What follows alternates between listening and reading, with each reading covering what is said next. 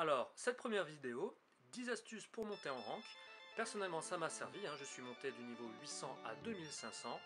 J'espère en tout cas que ça va vous servir. Allez, c'est parti, on commence. C'est parti pour la première astuce, jouer dans des bonnes conditions. Alors c'est peut-être bête, mais c'était pour moi important d'insister sur ce point. Il va y avoir deux gros critères qui nous permettent de bien jouer à la maison. Ça va être le matos et ça va être le mindset. Ça veut dire quoi? En gros, les bonnes conditions de matos, c'est quoi? Je parle pas de la qualité de votre matériel, chacun fait comme il peut. Ça va être par exemple votre réseau, c'est-à-dire que si vous avez un bas réseau, est-ce qu'il y a d'autres choses qui vont prendre votre bande passante, qui vont prendre votre capacité à bien surfer sur internet, un téléphone, une tablette, une télé qui sera allumée? Est-ce qu'il n'y a pas des téléchargements qui sont en route? Est-ce que vous n'avez pas des mises à jour qui sont en route, qui vont vous prendre en fait justement du débit? Autre chose, est-ce que vous êtes dans des conditions où votre porte est fermée, vous êtes bien isolé, il n'y a pas des gens qui vont passer de votre écran, il n'y a pas un grand frère, une petite soeur, un papa, une maman, ou je ne sais qui, un voisin qui va venir vous embêter pendant votre partie, donc ça c'est important, est-ce que vous êtes dans les bonnes conditions de timing? Et enfin au niveau de la vocalisation, quand vous allez parler en vocal, quand vous allez faire votre push to talk ou votre détection vocale, pareil, est-ce qu'il n'y a pas des parasites qui risquent d'embêter votre vocal pour les copains qui jouent avec vous? Tout ça c'est hyper important, ça c'est le côté en fait matos. Après, dans les bonnes conditions, les copains, il y a aussi votre mindset. Il y a aussi en fait votre mentalité. Est-ce que vous êtes énervé? Est-ce que vous jouez en sortant du boulot et vous en avez plein les pattes et vous n'allez pas jouer dans de bonnes conditions? Est-ce que vous êtes joyeux? Est-ce que vous êtes content? Est-ce que vous êtes en forme? Est-ce que vous êtes fatigué? Tout ça va énormément jouer. On ne prend pas assez en compte ces conditions de jeu et des fois, je peux vous assurer que ça fait la différence. Deuxième astuce, s'échauffer. Il est hyper important en fait de voir la compétition Overwatch comme un sport. Pour tous ceux qui font du sport, vous allez me comprendre très vite. Vous allez tout simplement vous échauffer avant d'aller en compète. Tout simplement, c'est hyper important pour les muscles, pour la mentalité, pour se préparer, pour se concentrer. Donc vous allez vous échauffer avant de partir en rank, mais pas de n'importe quelle manière. Vous allez vous échauffer tout simplement en allant en arcade. Et absolument jamais, au grand jamais, en partie classique. Pourquoi il est hyper important de ne pas s'échauffer en partie classique? Tout simplement parce que ce ne sont pas des bonnes conditions. Vous allez jouer les pics qui vous font plaisir, vous avez envie de vous marrer, vous avez envie de troller, vous n'avez absolument rien à faire de gagner ou de perdre, vous allez tenter des trucs impossibles, les copains en face et vos adversaires vont faire exactement pareil. Résultat, vous allez prendre des mécaniques qui ne sont pas bonnes du tout, vous allez prendre un mindset qui n'est pas bon du tout, et vous allez absolument arriver en rank dans des conditions déplorables. Donc il est hyper important que vous ayez un échauffement, mais en arcade. Pourquoi en arcade? Ça vous permet de vous mettre en 1 contre 1, ça vous permet d'être dans des conditions de combat et des conditions vraiment de victoire. Vous avez envie de gagner. Quand vous êtes en 1 contre 1, vous avez envie de gagner. Quand vous êtes en 1 contre 1 contre 1 et qu'on est 8 au château Guillard, etc., vous avez aussi envie de gagner. Vous avez envie d'être les premiers pour avoir un coffre, pour avoir une récompense ou simplement pour voir votre nom apparaître dans l'écran. Donc ça vous met un mindset incroyable et ça vous permet également de vous échauffer aux poignets, aux coudes, aux bras. Également, en partie personnalisée, l'échauffement peut également aller en partie personnalisée avec le Hana Paintball, avec les 1 contre 1 Widow et d'autres modes forge, mais à partir du moment où vous êtes dans un mode compétitif, et vous verrez que vos réflexes, vous verrez que l'ensemble de vos mouvements et de tout ce qui va être autour de votre jeu va vous permettre de vous mettre en condition pour partir ensuite en ranked. Donc si vous faites ça 5 minutes, c'est peut-être pas assez, ce sera déjà mieux que rien, mais faites franchement un petit conseil, 10 minutes, un quart d'heure avant d'y aller, je vous assure que l'investissement en temps que vous allez faire dans un échauffement, ça sera vraiment sympa pour vous. Vous imaginez que c'est comme le sport, quand vous allez faire du hand ou du foot, et c'est le même principe, votre coach jamais va vous balancer comme ça, c'est bon on fait un match de 45 minutes, non, vous allez faire des tours de terrain, vous allez vous échauffer avec le ballon, ça va vous permettre de vous préparer, c'est exactement le même principe. Troisième astuce, les copains, apprendre à parler dans le vocal, dans le voice chat. C'est hyper important. Alors je sais, je vous vois venir, vous êtes des grands timides, vous n'avez pas envie de parler à des inconnus, vous savez pas parler anglais. C'est pas grave, moi je vous dis, je viens du MMO, j'étais un grand timide et quand je jouais pas en team avec les potos, j'avais du mal à actionner ce bouton là. Et puis en fait on s'en passe plus après, c'est impossible. Si vous êtes un grand timide, vous n'avez pas envie de parler, faites l'effort, faites-le pour vous, c'est hyper important. Vous y allez, vous mutez si vous voulez, vous n'avez pas envie de parler, peut-être, d'accord, mais surtout, dites-le en fait dans le texte en disant, écoutez, je suis dans le voice chat, mais je ne parle pas, pour au moins avoir les informations. Vous pouvez pas vous en rendre compte, mais je vous assure qu'à partir du moment où vous goûtez à ça, c'est tellement important. Il y a des tonnes d'informations que vous allez avoir, des tonnes, des tonnes, des tonnes. Vous allez savoir qu'il y a un flanqueur à droite, vous allez savoir qu'il y a un faucheur à gauche, vous allez savoir qu'il y en a un qui est low, qu'il y en a un qui vous fait le derrière parce qu'il va passer derrière vous, votre copain il est à droite, il est à gauche. Enfin, c'est des tonnes d'informations incroyables, et je vous assure que c'est, même si vous n'avez pas fait 10 ans d'anglais, les termes reviennent. Les termes reviennent, vous allez avoir des mots que vous allez comprendre, le droite, le gauche, le top, le let, le above, l'ulti, le one, le low, enfin c'est des choses vraiment, et vous verrez, je ferai une autre vidéo sur ça, sur savoir parler un petit peu en anglais en fait dans le voice chat, c'est hyper important, je vous assure. La première étape c'est au moins d'y aller même si vous êtes mute. Et vous verrez que vous allez prendre goût à ça, vous allez voir que vous allez prendre des informations et vous allez même gagner des teamfights parce que vous avez fait le bon mouvement. Il y a une énorme différence entre des gens qui me parlent et des gens qui ne parlent pas. Je vous assure qu'entre 800, et je vous assure qu'il y a 3 ans j'ai commencé au niveau 800, pour maintenant au niveau platine où je suis, je vous assure que c'est incroyable en fait le match, le niveau que ça procure. Seconde étape, vous allez voir, vous allez prendre goût, vous allez aussi avoir envie de donner des informations. Et bien commencez juste par des mots. Bon, vous dites bonjour, etc. Mais commencez juste par des mots. Si vous êtes Zenyatta, vous dites quel personnage vous avez réussi à mettre à Discord. Si vous voyez un personnage qui est low, vous le dites. Si vous voyez un personnage qui est one, donc presque mort, vous le dites. Quand vous avez besoin d'aide, quand vous avez besoin de heal, dites-le aussi. C'est des petits mots en fait. Need heal, I need healing. Donc c'est tout simple. Et je vous assure que c'est des informations que l'équipe va recevoir. Et ça va vous permettre, parce qu'en face, il y a une chance sur 2 que l'équipe adverse ne communique pas. Donc vous allez aider en fait votre équipe à le faire. Prenez plaisir à le faire, je vous assure que c'est indispensable pour monter en rank. Apprenez à parler dans le vocal. Quatrième astuce, tous les joueurs pro le disent, se remettre en question à chaque mort. C'est comme ça que vous allez apprendre. Il y a une petite phrase que j'aime bien, c'est qu'il ne faut pas subir votre mort comme étant un vécu, il faut subir en fait le décès de votre personnage comme étant une expérience. Et le reload qu'ils ont mis en place dans le jeu est incroyable. Le fait de pouvoir les revoir ces parties et essayer de comprendre pourquoi vous êtes mort, c'est hyper important. Alors bien évidemment, la réaction à chaud est possible, est possible. C'est-à-dire que vous êtes mort, ça y est, le temps que votre personnage respawn, vous allez pouvoir vous dire mais zut, pourquoi je suis mort? C'est hyper important de se poser cette question-là. C'est comme ça que vous allez progresser. Donc vous allez vous dire, est-ce que c'est un problème de positionnement? Est-ce que c'est un problème de colis? J'ai oublié de dire que j'avais besoin de soins. Est-ce que tout simplement j'ai oublié mon rôle? Moi qui suis healer, j'étais en front line et puis tout simplement je m'en suis pris une. Est-ce que je suis pas en train de jouer le mauvais personnage? C'est-à-dire, est-ce qu'il y a un counter en face de moi? Enfin, posez-vous toutes les questions possibles pour vous dire qu'est-ce que j'aurais dû faire qui m'aurait permis en fait de ne pas mourir. Et c'est un jeu, vous savez, 6 contre 6. Donc à partir du moment où vous êtes mort, vous laissez votre team à 5 contre 6 et forcément s'il y a un déséquilibre en termes de nombre, il y a beaucoup de chances que le teamfight soit perdu. Donc posez-vous cette question, remettez en question votre positionnement et votre façon de jouer. Pourquoi vous êtes mort? Et n'oubliez pas, c'est une expérience, c'est pas un vécu. On est au milieu de cette vidéo, on arrive à la 5e astuce et pour moi, trait d'arrêt, c'est une des plus importantes personnellement qui m'a permis de progresser. Avoir un état d'esprit positif. Le mindset, ça a une puissance incroyable et je vous assure que quand on est capable de s'entendre, quand on est capable de s'écouter et se dire non, non, non, c'est moi qui déconne, je peux vous assurer en fait que vous faites un grand pas en avant pour votre progression. Avoir un état d'esprit positif, ça veut dire quoi? Ça veut dire déjà que s'il y a un problème dans le jeu, s'il y a un problème dans l'équipe et que si vous êtes en train de perdre, ce n'est pas d'accuser les healers, c'est pas d'accuser les tanks ou le DPS, c'est pas d'accuser votre équipe, c'est d'abord vous remettre en question. C'est-à-dire le fait de se dire ok, le problème c'est peut-être moi, avant d'accuser les copains, parce que hey, on va se le dire, tout le monde a déjà accusé tout le monde et on s'était toujours dit bah c'est les autres et c'est pas moi. C'est déjà voilà un premier souci. Mettez-vous vous en question en disant ok, allez, c'est pas grave, c'est de ma faute, je vais me refaire.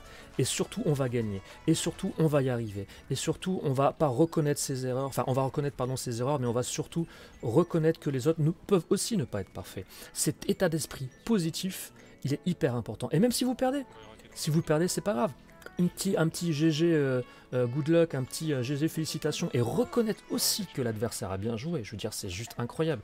Réussir à dire ok mon gars t'es plus fort que moi et t'as mieux joué que moi et félicitations GG, c'est vraiment avoir un mindset incroyable. Ok, je vous arrête et je vous vois tout de suite arriver là. Oui, il y a une toxicité dans la communauté, oui on est tous tombés sur des trollers, même vous, hein, même moi j'ai déjà râlé, j'ai déjà fait des trucs de dingue avec le clavier, l'écran, la souris où j'avais les gens de ma famille qui venaient me voir en disant mais il se passe quoi là, t'es en train de retourner ton bureau quoi. Donc c'est super important bien évidemment d'avoir les pieds sur terre, et bien évidemment personne n'est parfait, mais à partir du moment où vous vous reconnaissez en train de râler et vous vous reconnaissez en train d'avoir un mindset négatif, vous savez que déjà c'est mal barré en fait pour reprendre du poil de la bête et repartir en compète. Donc état d'esprit positif, ça veut pas dire béni oui oui, ça veut pas dire bisounours, ça veut simplement dire avoir envie de progresser et avoir envie en fait que ça progresse justement. Soyez optimiste, vous allez y arriver. Sixième astuce, vouloir monter son niveau de jeu et non son rank. Vous allez me dire, quelle est la différence? La différence, elle est énorme.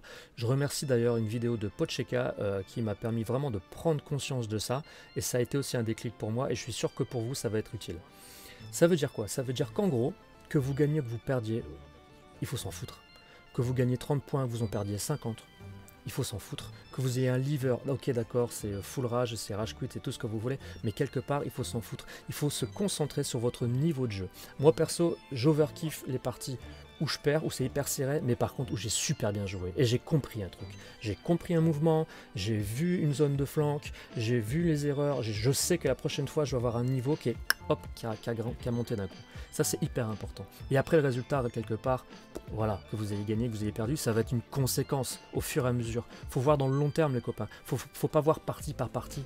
Je veux dire, quand j'ai commencé le niveau 800, je savais pas si c'était bien et pas bien, j'ai très vite compris que c'était nul, mais je me suis dit, allez Nico, sur Warcraft et sur les autres MMO, tu as cartonné, pas de souci quoi.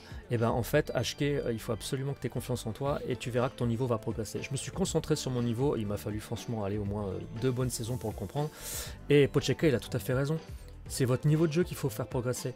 Le niveau de rank, c'est, j'ai envie de vous dire, qu'une conséquence, et ça va venir. Si vous progressez forcément de niveau de jeu, vous allez progresser en rank. Donc focalisez-vous sur vos mouvements.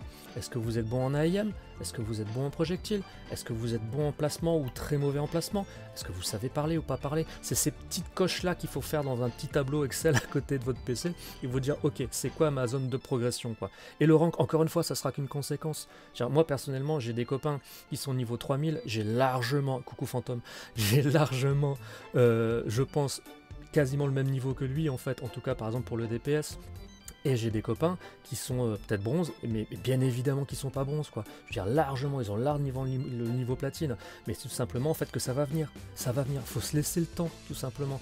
Donc augmentez votre niveau de jeu, votre capacité, vos skills, votre vision de jeu, votre call, etc.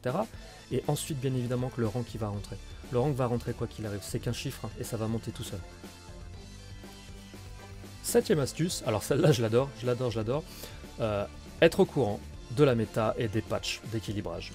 Venant de Warcraft, les copains, je veux dire, je suis obligé de vous parler de ça et ça me choque souvent que la plupart des gens, la plupart des joueurs ne regardent même pas les patchs, ne regardent même pas la méta. Alors je vous parle pas de la méta pro, de la méta Overwatch League, Contenders, les championnats du monde. Je vous parle juste en fait des top tiers et des mises à jour qu'il y a. C'est hyper important d'être au courant en fait de ces mouvements-là. Parce que, alors pas tous bien évidemment, mais il y a énormément de patchs et de mises à jour qui font qu'un personnage va être un petit peu nerf ou un petit peu up, certes, mais il y a des personnages qui vont être complètement nerf. Et si c'est votre main, si vous êtes un OTP, ben je veux dire, vous allez vous prendre une claque dans la tête et vous n'allez pas comprendre et vous allez vous dire mais c'est pas possible, je deviens nul du jour au lendemain. Ou alors vous allez pas comprendre ce qui vous arrive. C'est hyper important de lire ces updates, voire de regarder les vidéos, et j'en ferai sur les updates, les nefs, etc. pour vous mettre au courant. Je prends l'exemple là du patch qui va arriver mardi prochain pour les Féiries hivernales au niveau de Moira tout simplement. Moira elle passe de 85 HPS heal par seconde à 60-65, enfin, je veux dire c'est énorme. Je ne vais pas dire que Moira va devenir nulle, attention, mais elle se prend quand même 20 points de heal par seconde en moins. Et on sait tous que Moira était ultra pétée en ce moment, et là elle va passer mais largement moins forte. Donc quelqu'un qui n'est pas au courant de ça, il va largement moins healer, et il va se dire mais c'est pas possible, je deviens nul ou quoi. Donc c'est hyper important de se mettre au courant de ça. Donc s'il vous plaît, ça consiste juste à regarder les vidéos des copains youtubeurs, à regarder mes vidéos, à regarder les forums, à se mettre au courant de tout ça, et c'est hyper important, enfin, sauf si vous habitez sur la planète Mars, mais ce que je veux dire, c'est que là, le patch qui va y arriver sur les nerfs des shields, enfin, bien évidemment, ça, je vous allais dire, c'est hyper voyant, donc forcément, vous allez le remarquer. Mais des fois, il y a des petits ups, il y a des petits nerfs sur les persos, il faut que vous soyez au courant. Prenez le temps de faire ça, ou alors demandez aux potes qui sont au courant de ça, c'est hyper important pour vos personnages. Soyez au courant de tout ça. 8e astuce, choisir son rôle et ses pics. C'est hyper important de ne pas être victime de la rerolite. Qu'est-ce que la rerolite? C'est simple, c'est quelque chose, je vous ai été victime pendant des années dans WoW. C'est tout simplement que vous kiffez votre personnage, vous kiffez votre main, et puis tout d'un coup vous avez envie d'aller voir ailleurs. Vous faites une première fois, une deuxième fois, une quatrième fois, et puis en fait tout compte fait, vous voyez jouer tous les persos, quasiment donc là maintenant 31 sur Overwatch, et vous vous dites, ah j'adore, j'ai envie de tout jouer en fait, vous êtes hyper flex. Bah, désolé les copains, mais au plus vous allez jouer des personnages en nombre, au moins vous allez être efficace en fait dans cela, tout simplement. C'est hyper important d'avoir 2-3 pics max dans les rôles que vous voulez jouer, que ce soit tank, heal ou DPS. Et encore, je vous assure, et on verra dans les futures vidéos, mais c'est hyper important de bien choisir son rôle. Bien évidemment, vous pouvez jouer les 3, c'est fun, tout ça, mais quand on part dans le compétitif, quand vous avez envie de monter de SR, c'est hyper important de bien respecter votre rôle et surtout de l'avoir appris, compris et choisi. Donc choisissez votre rôle, tank, heal, DPS, dans ces rôles off tank, main tank, DPS projectile, DPS iscan, ou DPS un petit peu particulier, genre Symmetra, Torbjorn, Sombra, etc. Ou un off-heal, ou un main-heal. Choisissez ensuite dans ces rôles-là, un rôle, parce que bien évidemment, si jamais vous êtes à fond main-heal, mais le copain qui est l'autre heal avec vous dans les parties, il est aussi main-heal, bah, vous allez rencontrer un petit problème. Donc c'est hyper important d'avoir un main-heal, un off-heal par exemple, et puis un troisième. Ensuite d'avoir un off-tank, un main-tank, etc., etc. Pour moi, perso, c'est hyper important. Ça m'a permis de monter ce 800 à 2005. Et c'est quelque chose qui va vous permettre surtout de vous concentrer. Parce que à force de jouer, alors je sais pas vous, mais moi, j'ai pas 15 heures par jour pour jouer. Du coup, ça va être hyper important que mon temps de jeu soit optimisé pour pouvoir progresser. Donc si je commence à aller sur les 31 persos, c'est quasiment impossible de progresser. Choisissez votre rôle. Choisissez votre pic et en fonction de vos choix, vous allez prendre plaisir avec ces personnages parce que vous allez progresser. On a très bien vu tous la vidéo de Pocheka qui nous montrait comme quoi ceux qui étaient en leaf, eh ben, ils avaient entre guillemets moins de win rate que ceux qui étaient en fait en main ou en OTP. Ok, ben c'est pas pour rien. Je veux dire, prenez 2 ou 3 pics grand max, kiffez vos persos et entraînez-vous uniquement avec ces personnages-là. Et le mieux du mieux, c'est de vous trouver une team. Quand vous êtes en team, chacun a son rôle, chacun a l'habitude de voir les personnages de l'autre, etc. Vous ne prenez pas de perso exotique. Quand vous allez jouer DPS projectile, bah, si quelqu'un vous voit jouer un autre personnage que DPS projectile, ça va les choquer parce que vous avez un rôle à tenir dans cette team. Gardez en fait vos distances avec la rerolite, s'il vous plaît, j'en étais victime. Et imaginez, hein, j'ai mis 3 ans, j'ai mis 3 ans à comprendre tout ça. Alors je me suis dit, hey, cette vidéo, on va les faire pour les copains de YouTube et ça va vous permettre de ne pas faire les mêmes erreurs que moi. Donc faites attention à ça, pas de rerolite. On arrive à l'avant-dernière astuce, la 9e, connaître son rôle par cœur. Qu'est-ce que ça veut dire les copains, connaître son rôle par cœur? C'est tout simple, c'est être exactement là où vous devez être et faire exactement ce que votre personnage, ce que votre héros demande pour que ça soit bénéfique pour la team. Je m'explique. Si vous êtes un Zenyatta, vous n'avez rien à faire en front lane, vous devez soigner et vous devez indiquer votre Discord et ensuite faire un max de DPS. Vous êtes un off-heal, vous allez devoir donner des informations à votre équipe sur des ranks, sur des flanks, pardon, qui sont à droite, qui sont à gauche, qui sont en bas, et vous devez faire ça, et vous devez vous y tenir. C'est-à-dire que si vous avez un Doomfist qui est low, qui est 1 HP, qui part tout seul sur la gauche, vous l'avez vu, c'est à vos risques et périls. Bien évidemment, si vous vous sentez en confiance, vous pouvez y aller. Vous pouvez essayer de le tuer. Mais il y a une chance sur 2 en fait que ce soit lui qui vous zigouille. Voire même que pendant ce temps-là, il n'est pas vos copains. Donc on ne sera jamais dans le futur si c'était une bonne ou une mauvaise décision. Mais quelque part, est-ce qu'il ne vaut pas mieux indiquer à votre DPS ou indiquer à l'autre healer ou à n'importe qui est à côté, hey, viens avec moi, on va aller tuer le Doomfist qui est à gauche, plutôt qu'y aller. Alors bien évidemment, ça se passe en quelques secondes. C'est des décisions qui sont hyper difficiles à comprendre. Hyper difficile à faire, mais c'est hyper important de bien se remettre en question par rapport à ça. Est-ce que Reinhardt, c'est celui qui doit foncer dans le tas tout le temps et faire un max de dégâts? Il y a des moments oui, et la plupart du temps non. La plupart du temps, si le mot tank a été inventé pour prendre l'aggro, pour pouvoir faire des diversions, créer des espaces, c'est pas pour rien. Bien évidemment qu'il va faire un max dégâts quand ce sera l'occasion, quand ce sera le moment, mais la plupart du temps, c'est son shield up et il doit protéger les copains. Quand vous êtes un flanqueur, votre rôle, Est-ce que ça va être uniquement de défendre vos healers ou est-ce que ça va être dit hyper agressif en allant à gauche, en allant à droite? Enfin voilà, donc connaissez par cœur vos rôles, c'est hyper important. Il y a des rôles qui sont hyper caractéristiques comme ça.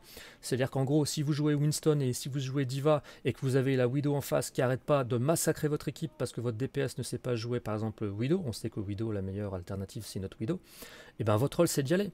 Si vous ne le faites pas, entre guillemets, c'est que vous ne connaissez pas votre rôle.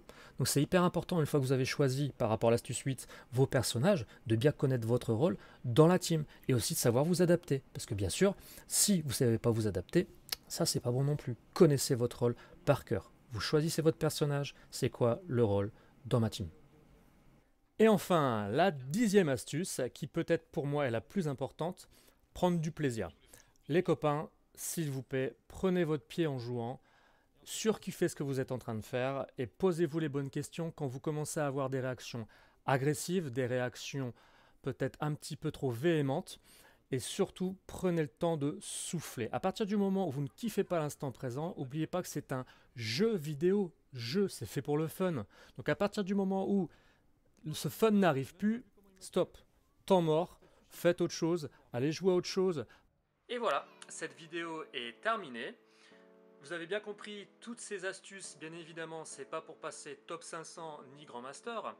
Personnellement, en 3 ans, ça a été de 800 à 2500, mais en tout cas, je suis sûr et certain que ça va vous aider, les copains.